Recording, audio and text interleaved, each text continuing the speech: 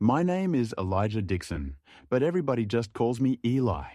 I'm 74 years old now, and I live right here in Willow Creek, Mississippi. I worked my entire life as a metal fabricator and welder, making everything from farm equipment to decorative gates, and today I live quietly on my pension. Well, quiet is just a figure of speech, because after everything that went down, it took a long, long time for peace to settle back in my heart. Goodness gracious, when you think you know someone, like the back of your hand, and then you suddenly discover you didn't know a thing. That's what happened to me. After 4 decades married to the same woman, I never thought I'd tell this story to anyone. But I feel like maybe it can serve as a warning to whoever is listening. You spend your life building a history, believing in people, trusting with your eyes closed. And sometimes a simple detail, one small decision, changes everything. In my case, it was a trip I decided to cancel at the last minute. If I had gone through with that trip as planned, maybe I would still be living in that blissful illusion to this day. But fate, or the Lord who knows, wanted me to find out the truth. It was March of 2020. I was 69 years old at the time. Grace and I had been married for 4 decades, a whole life together, and we raised 2 children, and we built our house on the land I inherited from my father. That month, I needed to travel all the way up to Memphis, Tennessee, to visit my brother Curtis, who was sick. Grace wasn't going to go with me, because she said she had commitments with the church group, which all sounded normal with nothing strange about it. She'd even mentioned that she'd used my absence to do a general cleaning of the house and donate some of my old clothes. I had traveled alone before. She stayed home. I never suspected a thing. The trip was scheduled for a Wednesday. I was planning to be gone for 1 week, on Tuesday night. I packed my suitcase and set aside my medications. Grace even made a sweet potato pie for me to take. Ada Curtis, he always loved her pie. In the pre-dawn hours, I got a call from my nephew saying that Curtis had been admitted to the hospital and that it was better if I postponed my visit for a few days. I was worried, of course, but I understood. There was no point in driving all that way if I couldn't even see my brother due to hospital restrictions. That's when I had an idea. Instead of telling Grace the trip was cancelled, I thought I'd surprise her. Our marriage had been a little distant lately. That routine that comes with so many years, I thought I'll pretend to leave for the trip anyway. She'll stay here, and I'll come back at the end of the day with flowers and a gift. I'll prepare a special dinner with a good bottle of wine. I thought it would be romantic. What a silly idea for a 69-year-old man, right? But at the time, it seemed like a brilliant plan. What I didn't know was that this one decision would change everything. And I mean everything in my life, and not for the better. It was the side you never expect, the one you can't even imagine exists. Sometimes you live your whole life next to a person and think you know everything about them. But there are things, my people, that only God truly knows. If you're enjoying my story, please leave a like to bring some cheer to this 74-year-old man's heart. Subscribe to the channel so you don't miss my upcoming life stories, and tell me in the comments where you're watching this video from and what time it is there right now. It makes me so happy to know what corner of the world and what time of day y'all are listening to me. I was born right here in Willow Creek back in 1951, when everything was a lot different than it is today. My father, Mr. Robert Dixon, owned a small property where he grew corn and soybeans.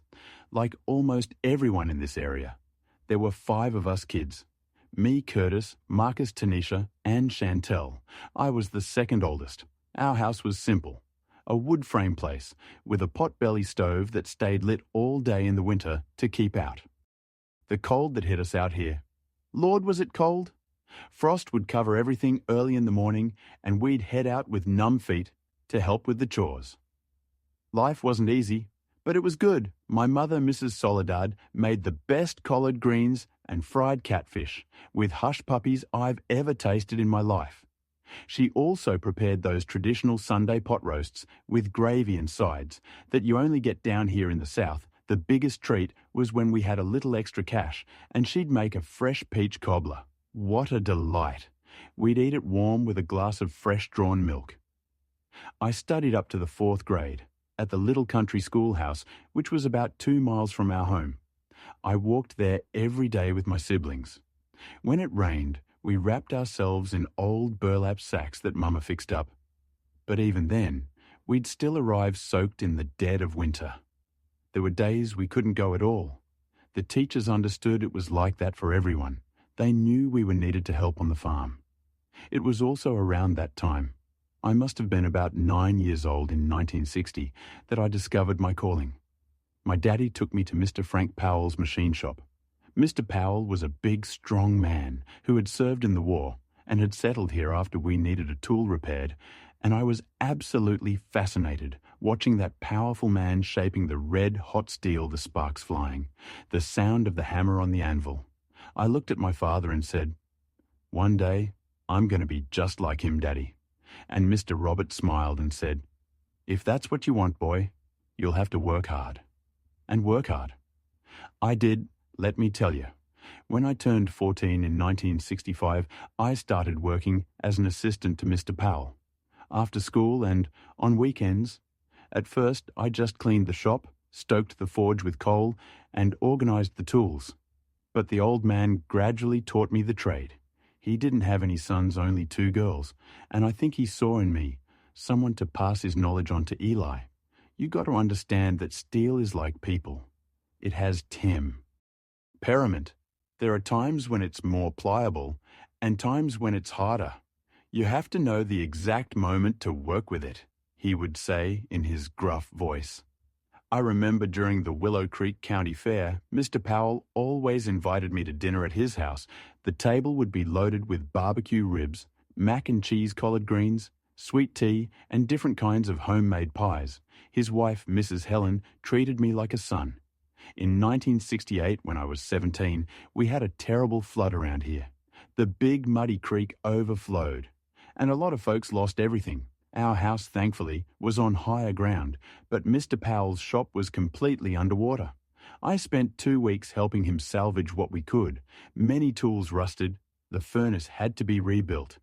It was a sad time, but it was also when he told me, "Eli, you ain't an apprentice anymore. You're my partner." That was one of the happiest days of my life. By the time I was 18 in 1969, I had learned just about everything Mr. Powell could teach me. I started making my own pieces, knives, farm implements, decorative hinges, and people in the county started looking for me. Directly, "I want the Dixon boy to do it," they'd say. That made Mr. Powell proud, not jealous. That's how it ought to be.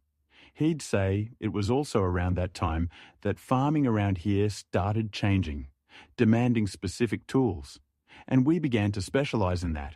We adapted implements, created solutions for the farmers here. Sometimes a farmer would come in with a hand-drawn sketch, just an idea, and we would transform it into something real and functional. It wasn't all work, of course. On weekends, we'd gather to play dominoes at the community centre, drink coffee during the talk sessions, or dance at the church socials. I wasn't one of the big party goers.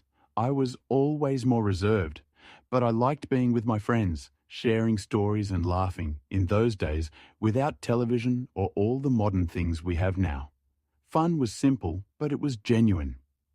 In 1970, when I was 19, I experienced my first great Issa. Dinesh, Mr. Powell suffered a stroke while working at the forge. I was right beside him when it happened. I saw him stumble, drop the hammer, and clutch his chest. I ran to help him and called for help, but by the time the ambulance arrived, there was nothing they could do. I lost not just a mentor, but a second father. Mrs. Helen called me after the funeral and said, "Eli Frank wanted you to have the shop. It was his dream to see you carry on the work." She offered to sell me his share in payments. At my own pace, it was a huge responsibility to take on the business alone at just 19 years old, but I couldn't let Mr. Powell's legacy die. And so I became the owner of the only fabrication shop in Willow Creek, still just a young man with his whole life ahead of him. My father supported my decision. He could already see that I wasn't cut out for farm work. Like my brothers, Curtis and Marcus followed his path with the crops, my sisters Tanisha and Chantel. Married young to farmers' sons in the area. I was the different one in the family, the one who had chosen another direction. But Mr. Robert would tell me, every man's got to follow what his heart tells him, son. And your heart was always hot, like the fire in that forge. It was in 1972, at 21 years old, that I met Grace. She had come from Memphis to work as a teacher at our town school. At that time, Willow Creek was growing. Families were settling in, and more teachers were needed. Grace came to teach elementary school. She was a beautiful young woman with long, dark hair, brown eyes, and a soft way of speaking that caught my attention the first day I saw her. I remember it like it was yesterday. She walked into my shop carrying a small bell. They used at the school to call the students. The bell had cracked, and she wanted to know if I could fix it. "Are you the welder?" she asked, looking a little surprised that I was so young. "Yes, ma'am, that's me, Eli," I answered. "You don't have to call me sir. I ain't that old," I joked, and she let out a laugh that warmed my heart. Repaired the bell carefully, and when she came back to pick it up, I invited her to grab some coffee at T's Grill, which was right there on the corner. It was the gathering spot for everyone in Willow Creek. They served the best coffee in the county, with lemon pound cake, hot biscuits and gravy. She accepted, and that was the first of many conversations we had. Grace was different from the girls around here. She had studied in the big city. She was educated. She talked about books and things that I, with my simple schooling, barely knew, but she never made me feel less for it. On the contrary, she was interested in my work, asking how I made each piece, wanting to know Mr. Powell's story, and how I had learned the trade. We started dating that April. And at first it was complicated. Her parents back in Memphis didn't like the idea of their educated daughter going out with a welder from a small town. But Grace was always determined. "They'll have to accept it, because I chose you," she'd tell me. And over time, when they got to know me better, her folks finally gave in. They saw that even though I didn't have a lot of formal education, I was hardworking and honest. Our courtship lasted 2 years. They were good times of discovery and dreams. We walked hand in hand through the town and went to community dances. We participated in the traditional festivals like the county fair, where there were rodeo events, typical music and plenty of cold beer. At the school's Christmas pageants, where she taught, I always helped set up the props, and everyone already knew we were a couple. In 1974, at 23 years old, I asked Grace to marry me. I bought a simple ring, the best my money could afford at the time, and took her to the Gazebo Park, a pretty little place near Willow Creek. It was autumn. The leaves were all yellow, the weather was crisp, but the sun was warm. I knelt right there by the fountain and asked her to be my wife. She cried, hugged me, and said yes. It was one of the happiest moments of my life. We got married in January of 1975, me at 24, and her at 22. It was a simple ceremony at the First AME Zion Church, following our tradition. Afterward, we had a reception at the community centre with pulled pork barbecue ribs, potato salad, and that cold beer that couldn't be missed. A local jazz band played, and we danced all night. Our honeymoon was in Nashville, Tennessee. Just 3 days, because I couldn't keep the shop closed for too long. We started our life together in a small rental house near the shop. It wasn't much, but it was our little corner. Grace continued teaching, and I worked harder and harder. Willow Creek was growing. More farm equipment needed maintenance. People were building more houses that needed gates, railings, and hardware. The work never stopped. Thank the Lord. In 1977, when I was 26, we managed to buy our first piece of land. It was a good-sized lot in what is now the centre of Willow Creek. But at the time, it was still considered a bit out of the way. We built slowly first. A shed that served as the workshop, then the house itself. Every single brick of that house I carried with my own 2 hands. After a full day at the forge, Grace pitched in. Painting, organising, transforming that place into our home.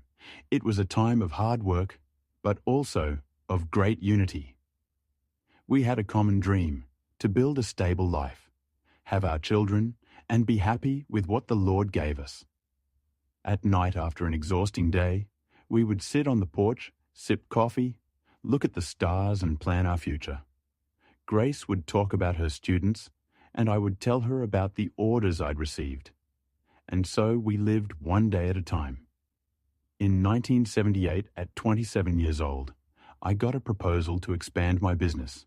A manufacturer of agricultural implements in Memphis wanted me to supply them with specific parts in larger quantities. It was a big step. It meant hiring assistants and buying more equipment. I talked a lot with Grace about it. She always, the more educated one, helped me run the numbers and calculate the risks. If this is what you want, Eli, I support you, she told me. And just like that, I went from being a small-town welder to a small-time businessman. I hired 2 helpers, young men from the community who wanted to learn the trade just as I had. One day, I expanded the shed and invested in new tools. The work doubled. The fatigue doubled, but the satisfaction of watching the business grow compensated for everything. Grace sometimes joked, "I'm jealous of your shop, Eli. You spend more time with it than you do with me." In 1979, at 28, we had our first great joy. We found out Grace was pregnant. We had been trying for a while, and when the doctor confirmed it, it was a celebration. She continued teaching until her 6th month, and then took a leave of absence. We prepared everything with so much care. I made the crib myself, all out of mesquite wood with wrought iron details. Grace knitted clothes, sewed blankets and organized the nursery. Our first child, Jamal, was born in May of 1980 when I was 29. A strong, healthy boy with rosy cheeks, like the apples we grew in the orchard. Behind our house, I remember his first cry, the emotion of holding that tiny being. In my calloused hands, "You take good care of him," Grace said, exhausted but happy in the hospital bed in Memphis, where we had to go because there was no proper maternity ward in Willow Creek at the time. Life changed completely with Jamal's arrival. Grace took some time off work to care for him, and I bent over backwards at the shop to make up for the lost income. But I never complained. Every smile from my son, every discovery he made was worth all the effort. I'd come home tired, but always had the energy to play with him, bathe him, and tell him stories. Grace said I was an indulgent father, and I was, you better believe it. 3 years later, in 1983, when I was 32, came our second joy. Grace was pregnant again this time. It was karma. We already had experience. We knew what to expect.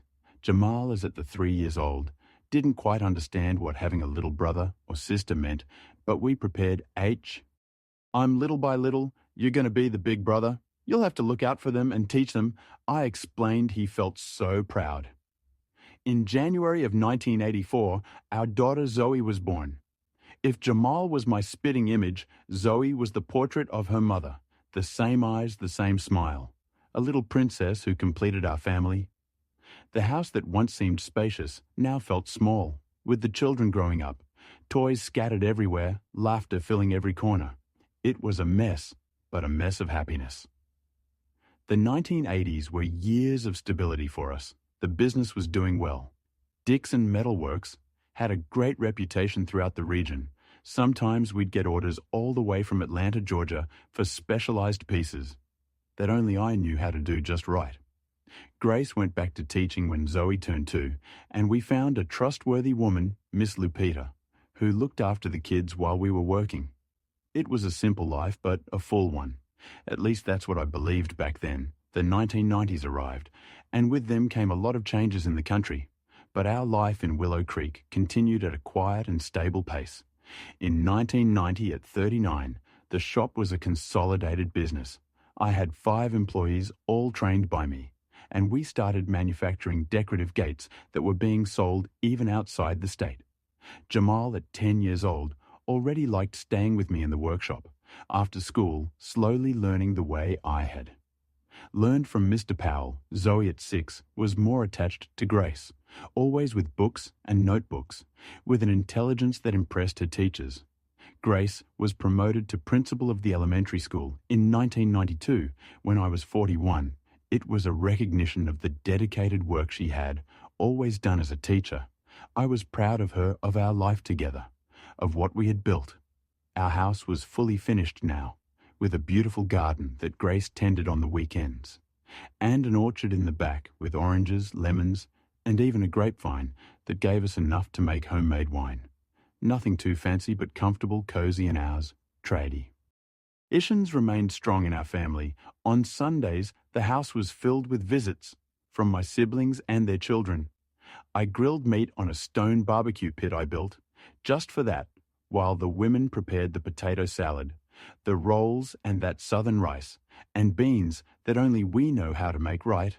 The children played in the yard and we, the adults, drank coffee, talked about life and recounted old stories that the kids already knew by heart, but always asked to hear again.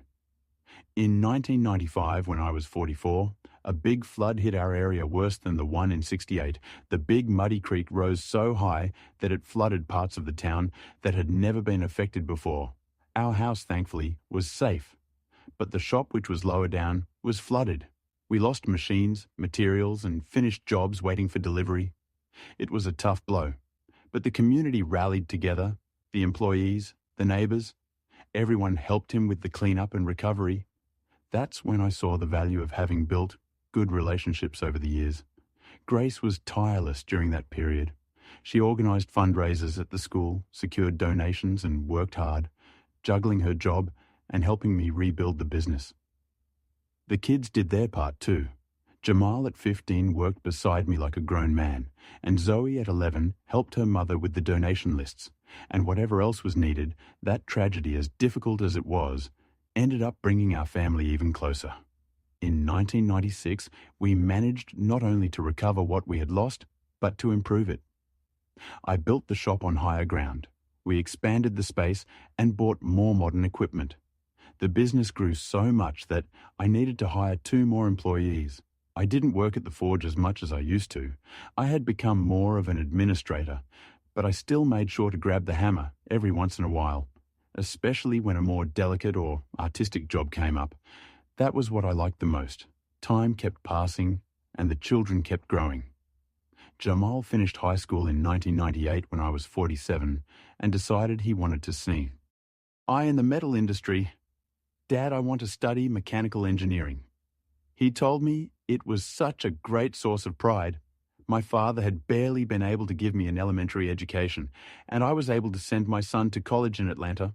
Zoe was still in high school, but already showed an interest in literature and history. Taking after her mother, as we crossed into the year 2000, at 49, our life seemed perfect. Grace and I celebrated our 25th wedding anniversary and had a beautiful party to renew our vows. She looked gorgeous that day, in a light blue dress that brought out her eyes. Our children, relatives, and friends we had made over the years were all there to celebrate with us. I remember looking around during the party and thinking, we did it. Everything we dreamed of so long ago is right here. In 2002, when I was 51, Jamal graduated and came back to Willow Creek. He had received offers to work for big companies in Atlanta, but he chose to come back and work with me. I wanted to modernize the company. Dad, there's a lot I learned that can help us grow even more. He told me with that enthusiasm of a young, freshly graduated man. And that's what we did. His engineering knowledge, combined with my practical experience, gave the business a new boost. Zoe, on the other hand, chose a different path. In 2003, at 19, she passed the entrance exam to study literature at the University of Memphis. She commuted back and forth every day by bus. It was exhausting, but she didn't want to leave home. I prefer the peace of Willow Creek to the hustle and bustle of the big city, she'd say. Grace helped her with college assignments, reviewed her essays, and discussed the books Zoe had to read. It was beautiful to see the two of them together, so similar in the way they spoke and thought. Our routine at the time was quiet. I left early for the shop, which we now called Dixon Metalworks and Fabrication. Grace left for the school, and the children left for their respective commitments. We met in the evening for dinner, always.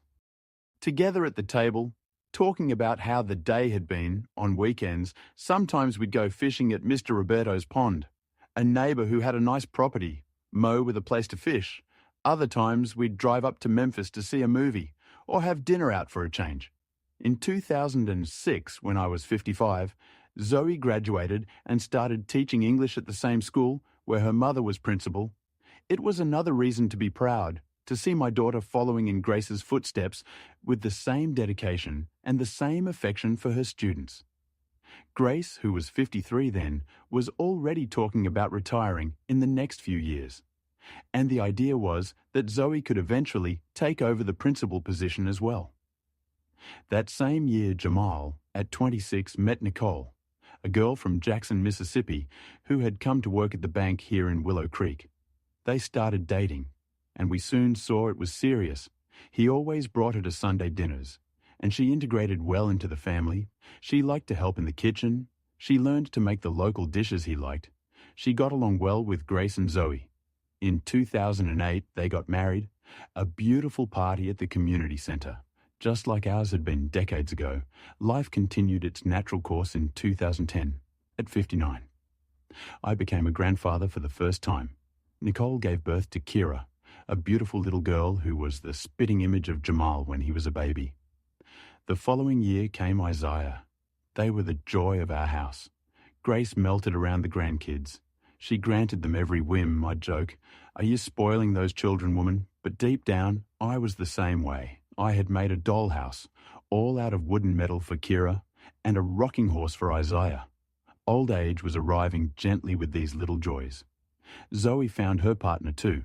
In 2012, when I was 61, she started dating Aaron, a math teacher who came from Baton Rouge, Louisiana, to teach in Willow Creek. He was a serious, studious young man from a good family. At first, I found him too reserved, different from our outgoing way down here in the sea. But over time, I saw that he was a good man who truly loved my daughter. They got married in 2014, a smaller ceremony than Jamal's, but just as moving. Grace retired in 2015 when I was 64. After more than 40 years, dedicated to education in Willow Creek, they threw her a surprise party at the school with former students, some of whom now had children, who had also been her students. It was very moving to see the impact she had made on so many people's lives. I was very proud of my wife, the partner I had chosen for life. As for me, I had already passed most of the administration of the metalworks to Jamal, but I still went there almost every day. I can't sit still. I'd say I liked talking to the old customers, giving advice here and there, seeing the business that started so small, now employing almost 20 people. It was a satisfaction, a feeling of a job. Well done. Our days were calmer. Grace now dedicated herself to the garden, reading, and the grandkids, who came to spend the afternoons with us. I had more time to fish, to meet my friends at the Veterans Club, where we played cards and reminisced about the old days. Sometimes we travelled to see places we had never had time to visit before. We went to Nashville, Savannah. We even made it to New Orleans on a tour organised by the club. It was a good phase, harvesting what we had sown over so many years. The years remained quiet until 2018 when I was 67. It was in that year that I began to notice some subtle changes in Grace. Small things, nothing that made me suspect anything serious, but strange enough to catch my attention. She, who had always been a homebody, started going out more. At first, they were normal activities. A knitting group with friends on Tuesdays, volunteering at the church on Thursdays, a book club on Saturdays. It all seemed legitimate. And I even thought it was good that she was having her own activities in retirement. "It's good that you've got your things, Grace," I'd tell her. "After so many years working, you deserve to enjoy yours." "Elf," and she would smile, kiss me on the forehead and say, "It's good to have things to keep the mind busy, Eli. You can't just sit around waiting for time to pass." But little by little things started to pop up that didn't quite add up. Once she said she was going to the book club, and when I mentioned it the next day to Miss Gloria, our neighbour, who also participated in the group, she seemed confused. But there was no meeting yesterday. Mr. Eli, it was cancelled, because Miss Teresa, who was supposed to present the book, got sick. When I asked Grace about it, she changed the subject. She said I must have misunderstood the day. Another time she came home with a beautiful new dress, different from the style she usually wore. When I complimented her, she seemed a little uneasy, as if she didn't want to draw attention to it. Oh, the ladies at the church convinced me to buy it. They said it was on sale, she explained, quickly putting the dress away at the back of the closet. I also noticed that she started taking more care of her appearance. It's not that she was careless before, but now she went to the salon more often. She started coloring her hair more frequently. She bought new creams. Well, now I have time to take better care of myself, she justified when I commented. By the end of 2018, Grace started keeping a cell phone constantly nearby. Before she barely used the device, she'd leave it lying around any corner of the house. Sometimes she didn't even answer when it rang. Now the phone was always with her. She even took it to the bathroom when she showered. One night, I woke up in the middle of the night and she wasn't in bed. I found her in the dark kitchen, sending messages to someone. When I asked her what she was doing, she startled. She almost dropped the phone. "Oh, Eli, you scared me. It's Zoe. She has insomnia and we're texting." The next day, I casually asked our daughter if she was having trouble sleeping. She looked confused. "No, Daddy, I'm sleeping like a log." Why, I didn't tell her about her mother's lay. Night conversation. I didn't want to cause trouble or seem like a paranoid old man. Maybe it was just a misunderstanding. But the small inconsistencies kept piling up. In January of 2019, when I was 68, Grace announced that she was going to start a computer class. In Memphis, I don't want to be left behind with all this technology. She said the class would be twice a week, Tuesday and Thursday afternoons. It seemed reasonable to me. I even offered to take her to the bus station on class days only. After a few weeks, I received a call from Willie, an old friend who lives in Memphis. He had seen me at the station and called so we could catch up over coffee. During the conversation, I mentioned that I was waiting for Grace, who was at her computer class. "What class is that? My Dolores took all the senior classes here in the city, and she never mentioned a computer class," he said, sounding puzzled. That stuck in my head. When Grace came back, I asked her for details about the class, where exactly it was, who else was participating, what they were learning. She answered everything without hesitation. But there was something in her eyes that didn't convince me. That night while she was sleeping, I took her purse and looked for any materials from the supposed class. I didn't find anything. No notebooks, no notes, nothing to indicate she was actually studying computers. The following week, I faked a backache and said I wouldn't be able to drive her to the station. "No problem," she replied quickly. "I can catch the bus right here on the corner."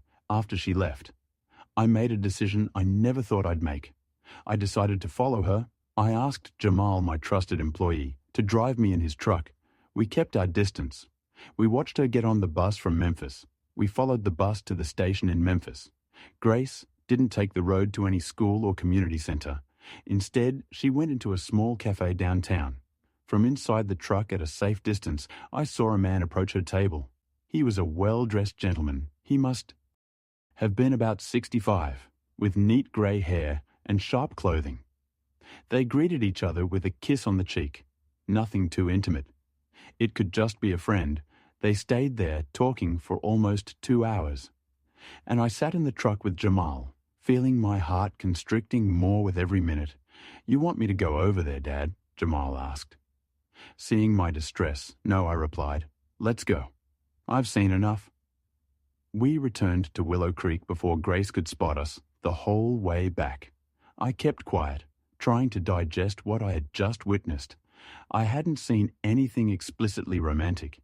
It could just be an innocent meeting with a friend. But why the lie about the class? When she returned home, I acted normally, as if nothing had happened. I asked about the class, and she told the same story as always, with details about what they had supposedly learned that day. The lie came out so naturally that it left me even more confused. Was I overreacting? Could that man really be someone from the class, and they just went out for coffee? In the following weeks, I was more observant, watching her every move. I noticed that on the days of the class, she came back with a different sparkle in her eyes, more animated. Sometimes she brought home small gifts for me, as if to compensate for something. I saw this in the window and thought of you, she'd say, handing me a new tool or a sweet treat I liked, in March of 2019. Grace surprised me with an announcement. I'm going to start joining a seniors travel group. They organise short trips to nearby cities. The first one is to Nashville next month. This was new.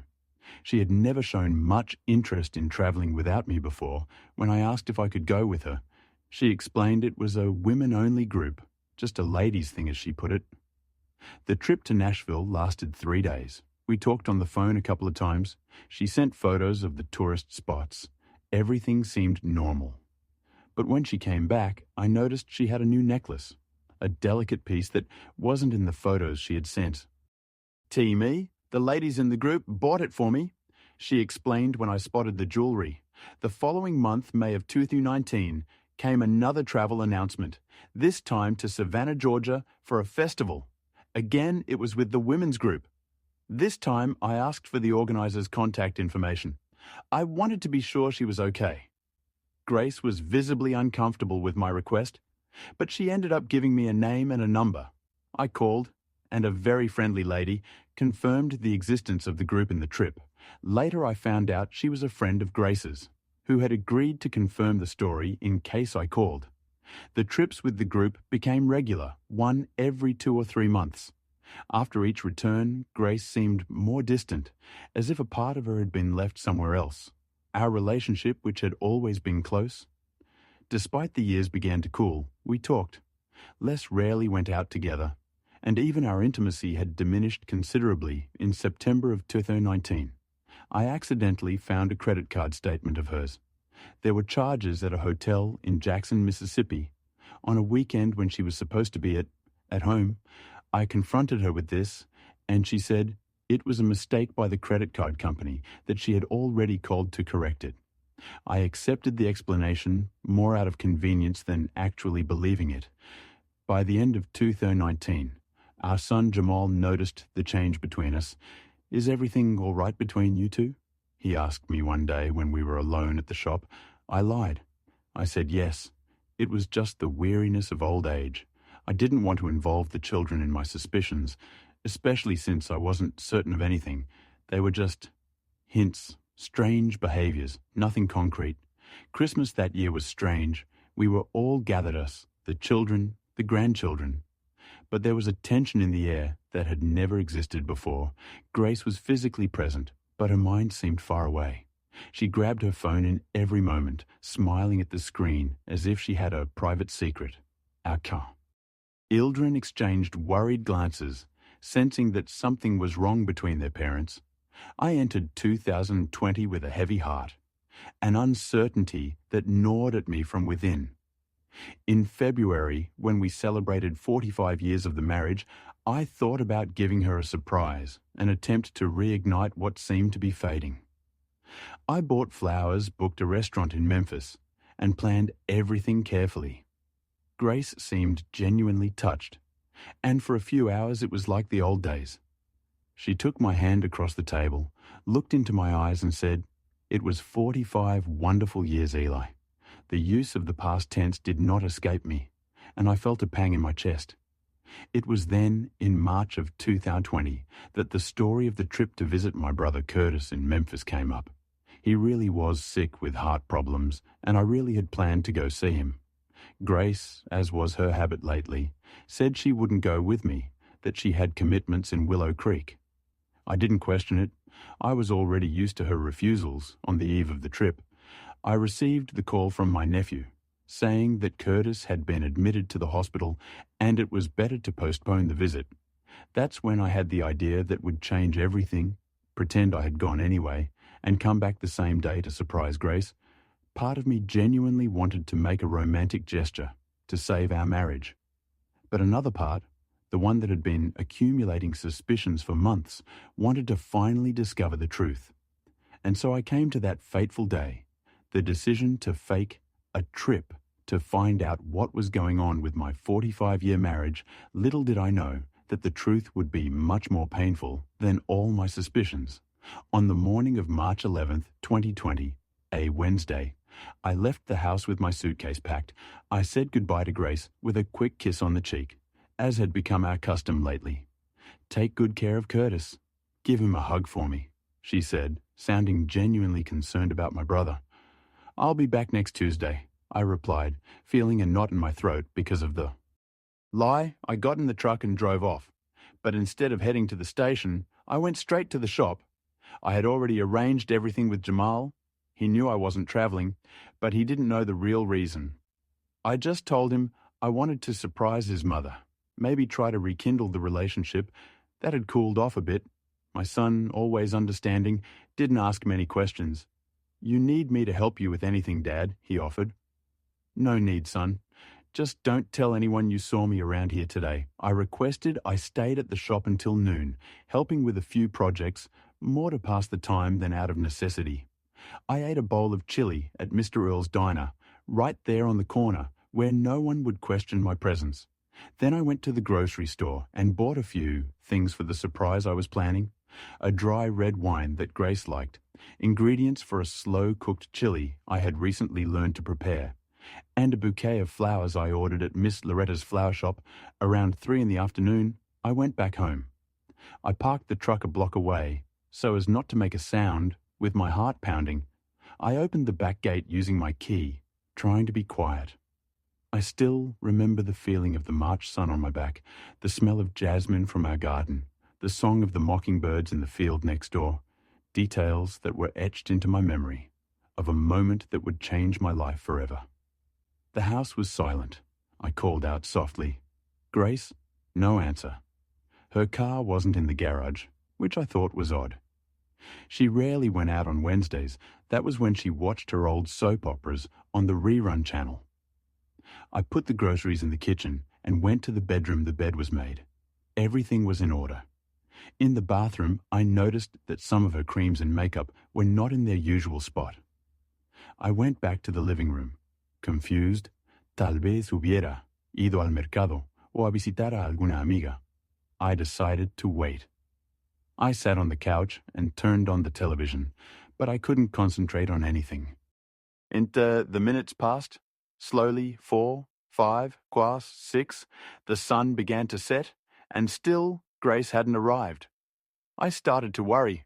What if something had happened to her? I picked up the phone and called her cell phone. It went straight to voicemail. I called Zoe. "Honey, do you know where your mother is?" She sounded surprised. "I thought you were traveling." "Dad, Mom didn't say anything about going out today." "No, I made up an excuse. I said I had called home to check in, and no one answered." I called a few of Grace's friends, but no one knew where she was, or at least that's what they said. Now thinking back, some of them seemed evasive, uncomfortable with my questions. At the time, I chalked it up to my own anxiety. At 8 that night, I decided to go to the sheriff's office. Willow Creek is a small town. Everyone knows everyone. Officer Miller, who was on duty, was an acquaintance of mine from way back. "Calm down, Mr. Eli," he told me. After hearing my story, Mrs. Dixon is a responsible woman. She must have a good reason to be out. It hasn't even been 24 hours. We can't file a missing person report yet. I went home even more distressed. The night was long. I couldn't sleep. I sat in the living room armchair watching the door, waiting to hear the sound of her car arriving. Nothing. The day broke, and I was still alone. I called her cell phone again, but it was still off. I was about to go back to the sheriff's office when I remembered something: her checkbook. Grace always kept a small notepad with the checkbook where she wrote down appointments and phone numbers. I went to the drawer where she usually kept those things. The notepad was there. I started flipping through it, looking for anything that might indicate where she could be. On the page for the current week, I found one notation for Wednesday art. Just that no other information. Who could this art be? I kept flipping through. And on several previous dates, I found the same notation. Always art, always. On days when she said she had commitments outside the house, that's when I remember. Arid. The man I'd seen with her at the cafe in Memphis months before. Could he be this Art? I went back to the front pages looking for more clues on the back cover of the notepad. I found a phone number written in pencil with no name. With trembling hands, I dialed the number on the home phone. He answered on the third ring. A deep male voice. "Hello?" I stayed silent, not knowing what to say. "Hello, who is this?" the voice insisted. I hung up. My heart was pounding so hard I could hear it in my ears. That voice seemed to confirm my worst suspicions. I needed to do something. I couldn't just stay there waiting. I called Jamal, my trusted employee, and asked him to drive me to Memphis. We're going to check all the hotels in the city, I told him, without going into detail about what was happening. We spent the whole morning going from hotel to hotel in Memphis. At each front desk, I showed a picture of Grace. I asked if she was staying there. In some places, I noticed looks of recognition, but everyone denied having any record of her. It was at the 10th Hotel, a discreet establishment on the north side of the city, that I got the first concrete clue. The receptionist, a young girl, hesitated when she saw the photo. Did she check in? As Grace Dixon, she asked, consulting the computer. Yes, I replied, feeling a knot in my stomach. No, we don't have anyone with that name, she said after a few seconds, but her gaze gave something away. Please, I insisted, she's my wife. I'm worried. If you know anything, tell me. The girl looked around, as if checking that she wasn't being observed. There is a lady who looks like her, but she's registered as Grace Miller. She checked in yesterday with a gentleman. Room 214 Miller, her maiden name, which she hadn't used for over 40 years. Is she there now? I asked, my voice choked. The receptionist shook her head. They left early, but they left the key, so they must be coming back. I thanked the girl and left the hotel with Jamal. You all right, Dad? He asked. Worried about my paleness. No, I'm not all rig. Star, I answered honestly, but I need to solve this. You can drop me off here and head back to Willow Creek. I'll call you if anything happens. After Jamal left, I crossed the street and went into a cafe. From where I could observe the hotel entrance, I ordered a black coffee that sat untouched in front of me while I kept my eyes fixed on the hotel door. Time passed slowly. Noon, 1 gallon, 2 res. At 3:30 in the afternoon, I saw a car pull up in front of the hotel. It was Grace's car. My heart stopped for an instant when I saw her get out of the passenger side, smiling, looking younger and happier than I had seen her in years. From the driver's side, a tall man with neat grey hair and sharp clothing stepped out. The same man I had seen with her at the cafe months before. He put his arm around her waist with an intimacy that only comes from a lot of time spent together. And together they entered the hotel. I was paralyzed, unable to move. Part of me wanted to cross the street and confront them. Right there, another part wanted to flee, pretend I had never seen it. But I knew I needed the truth. No matter how painful it was, I waited another hour trying to gather my courage. Finally, I got up, paid for the coffee I hadn't even touched, and crossed the street. At the front desk, the same girl from before gave me a look of understanding. I didn't need to say anything. She just nodded, indicating that the couple was still in the room. I climbed the stairs slowly, each step feeling heavier than the last. I reached the second floor, found room 214, and stopped in front of the door, my heart pounding so hard. I thought they might hear it on the other side. I raised my hand to knock, but then I heard her voice. My wife of 45 years, laughing in a way I hadn't heard in ages. Arthur, you are impossible, she said between bursts of laughter. Arthur, so that was the man's name, the art in the notepad. I took a deep breath and knocked on the door. The voices on the other side immediately fell silent. After a few seconds, I heard footsteps. Approaching. The door opened partially, and there she was, my Grace, with her hair down, wearing a blouse I had never seen before. Her face went from surprise to shock, and then to panic in a matter of seconds. Eli, she exclaimed, her voice barely a whisper. What? How weren't you in Memphis? Can I come in? I asked, my voice calmer than I expected. She hesitated, looked behind her, and then opened the door wider. I walked into the room and saw the man, Arthur Blackwood, standing near the window. Clearly uncomfortable, he was a very presentable man. He must have been about 70, dressed in a blue button-down shirt and dark pants. "So this is it," I said, looking from one to the other. All this time, all these trips, these classes, it was all a lie. Grace started to cry. "Eli, I can explain." "No need." I interrupted. "I think it's pretty clear what's going on here." Arthur took a step forward. "Mr. Dixon, I know this looks terrible, but you don't owe me any explanation. I cut him off. I didn't even know I existed by the sound of it." That's when I noticed something strange about the look they exchanged. It wasn't just shame or guilt. There was something else there, something I couldn't quite identify immediately. "What do you mean?" I asked. Confused. "What aren't you two telling me?" Grace sat on the edge of the bed wiping her tears. "Eli, this is Arthur. He is—" "I already figured that out," I replied bitterly. "What I want to know is why you're both looking at me so strangely." It was Arthur who answered in a low voice. "Because until a few weeks ago I believed Grace was a widow. The world seemed to stop at that moment." His words echoed in my head without making complete sense. "A widow?" I repeated, stunned. Grace looked up at me, a mixture of shame and defiance in her eyes. "Yes, Eli," I told him, and everyone here in Memphis, that I was a widow, that my husband, you had died 2 years ago. It was as if the ground had disappeared beneath my feet. "You killed me?" I asked, incredulous. "How did you kill me?" She sighed heavily. "It was just easier that way. Met Arthur at a state teacher's retirement event here in Memphis. Shortly after I retired, we talked. He invited me out for coffee. I enjoyed his company, but I knew I shouldn't.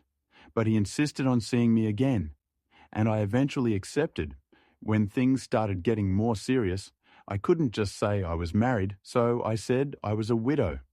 "And how did I die?" I asked, a cold rage beginning to replace the initial shock. "A heart attack." She replied, lowering her eyes. I said, "You had died suddenly, that it was instant, but that I was moving forward with my life." Arthur looked as shocked as I was. "Grace, you told me you two had gone to Savannah 2 years ago, and that he felt chest pain." It was all a lie, she admitted, now looking directly at me. "Eli, I know it sounds awful, but I needed something just for me. After so many years taking care of everyone, the kids, you, the students, I wanted something that was mine alone. And why didn't you just ask for a divorce?" I asked, my voice trembling with emotion. "Why this macabre farce of killing me? In your imagination," she laughed, then a humorless laugh. "A divorce in Willow Creek, everyone would judge me, talk behind my back. The children would be devastated. The reputation I built my whole life all thrown away. It was easier to have 2 separate lives. Here in Memphis, I was Grace Miller, a respectable widow who found new love. In Willow Creek, I remained Mrs. Grace Dixon, the dedicated wife of Eli from the metalworks." The coldness with which she explained it all left me speechless. I no longer recognized the woman in front of me. Where was the young teacher I had fallen in love with? The mother of my children, the partner of so many decades? Arthur looked genuinely mortified. "Mr. Dixon, I swear I didn't know. If I had known you were alive, that you were still married, I never would have gotten involved with Grace." I believed him. The man seemed honest in his despair. He too had been deceived in a way. "How long have you two been together?" I asked. 2.5 years. He answered, after a pause, "We met at a state retiree event in September of 2017. I was a history teacher in Memphis. The dates checked out. That was right around the time I started noticing the first changes in Grace's behavior. And you see each other how often?" I continued, wanting to understand the extent of this betrayal.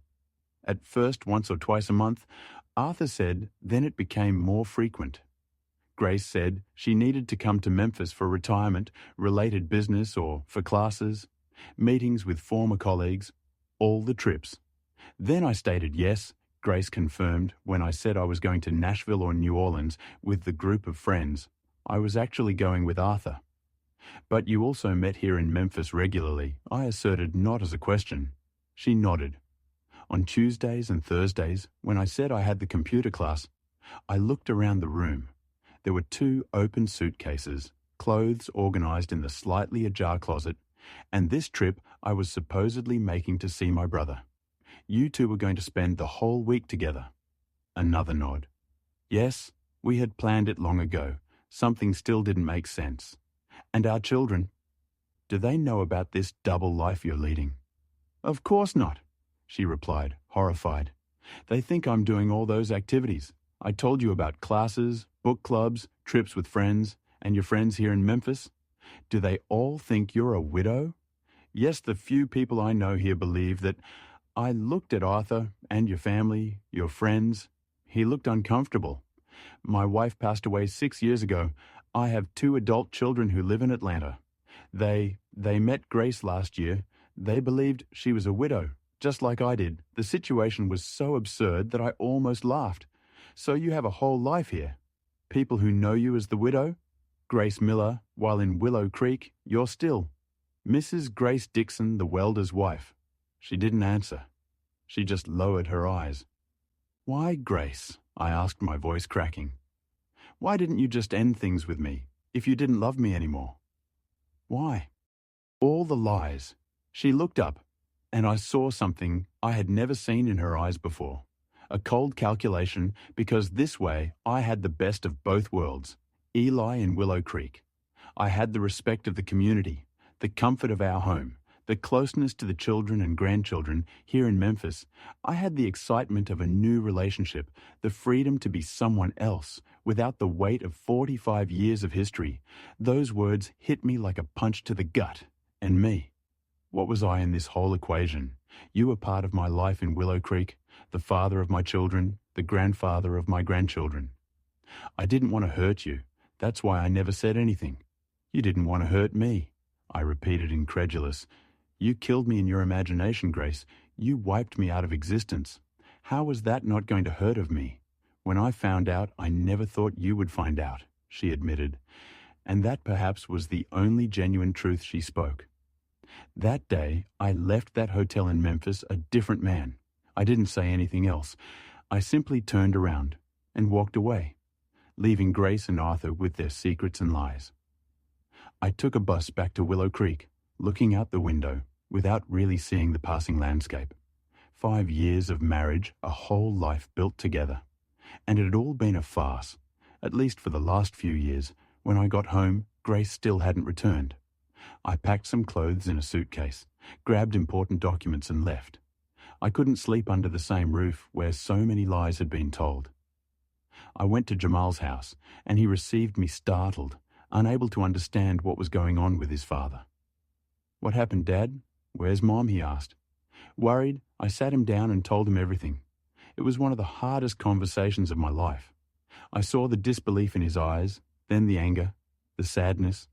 It can't be true, he kept repeating. Mom wouldn't do that. The next day, Zoe came over too. They both wanted to hear their mother's side, of course, but I had proof. The notepad with the notations. The e-testimony from the hotel receptionist, even Jamal, who had accompanied me during the search. When Grace finally returned to Willow Creek and came looking for the children, they already knew everything. It was a terrible period. The family I had built with so much love was shattered. Grace tried to explain to justify, but there was no explanation that could make sense of such an elaborate, cruel betrayal. It wasn't just a matter of infidelity, it was a complete denial of my existence. I decided to get a divorce. At 69 years old, I found myself alone, having to start over. The first few months were the hardest. I rented a small house near the metal works. I immersed myself in work. The children stood by me, but it was complicated for them too. After all, no matter how terrible what Grace did was, she was still their mother. The news spread quickly through Willow Creek. In a small town, there's no hiding something like that. I felt the pitying glances. I heard the whispers when I passed by. To many I was the poor soul, old Eli, who had been tricked by his wife, that hurt almost as much as the betrayal itself. As for Arthur Blackwood, I later learned that he also broke up with Grace. From what I was told, he was as shocked as I was to discover the extent of her lies. In the end, he too had been deceived, believing he was in a relationship with a widow, when he was actually an unwitting accomplice to a deception. Grace ended up moving to Memphis after the divorce, selling her share of the house and buying an apartment there. The children keep in touch with her, but things were never the same. Family celebrations, Sunday dinners, all that came to an end. We only see each other on unavoidable occasions, like the grandchildren's graduations or important birthdays. Time went by, and the pain, though it never completely disappeared, became more bearable. I learned to live alone, to find pleasure in the small things. I started fishing more, meeting friends at the club, and spending time with my grandchildren when they came. To visit today, 5 years after that terrible day, I can say I survived. I'm 74 years old, with a few more wrinkles and a few less dreams. But I'm still going the shop, now officially. Dixon Metalworks and Son continues to prosper under Jamal's administration. I still go there almost every day, more to chat and keep busy than to actually work. I never got romantically involved with anyone again, not for lack of opportunity. Surprisingly, there are several widows or divorcees in Willow Creek who wouldn't mind keeping the old welder company, but something in me closed up after that experience. I prefer the simplicity of my current routine, without complications, without expectations that could be disappointed. The hardest lesson I learned in all this is that sometimes you think you know someone completely, but we never truly know what's going on in another person's heart and mind. 5 years beside Grace, and I never imagined she was capable of something like that. I never suspected the depth of her dissatisfaction, the void she felt and needed to fill with another life, another identity. I also learned about forgiveness, not necessarily forgiving Grace, but forgiving myself. For a long time I blamed myself. What did I do wrong? At what point did I fail as a husband that she needed to invent my death and create another life? It took me time to understand that we are not always responsible for the choices of others. Some people simply change, their desires change, and nothing we do can prevent that. Old age brings wisdom, but it also brings the awareness that time is too short to live in bitterness. That's why I chose to move forward. I haven't forgotten, I don't pretend it didn't happen, but I won't allow that betrayal to define who I am, or how I live the rest of my days. My children and grandchildren are my joy now. Jamal follows in my footsteps in the business, while Zoe continues her work as a teacher. Kira is already 15, a smart young lady who wants to be an engineer, like her daddy Isaiah at 14S. How's interest in metalworking? He's always asking me to teach him how to work with metal. Who knows, maybe.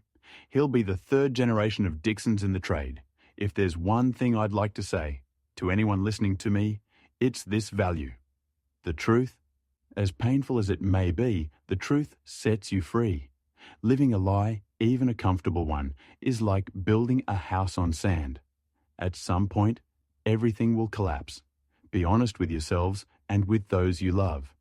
If you're not happy, if you want change, talk about it. Look for solutions together. Don't create parallel lives. Don't symbolically kill someone who has stood by you for so many years. And also, remember that it's never too late to start over. At 69, I had to relearn how to live alone. After nearly half a century of marriage, it was incredibly difficult. There were days I thought I wouldn't make it, but here I am, 5 years later, still standing still, smiling, still finding reasons to be thankful for every new day. Life is full of surprises, some good, some not so good. The important thing is how we face them, what we learn, and how we keep going. Nobody goes through this world without scars, but those marks are what tell our story, what show how strong we are and how capable we are of overcoming things. Thank you for watching this video. Share your thoughts in the comments. I truly value every story and every voice. Don't forget to subscribe to Tears and Strength and share this video with your friends.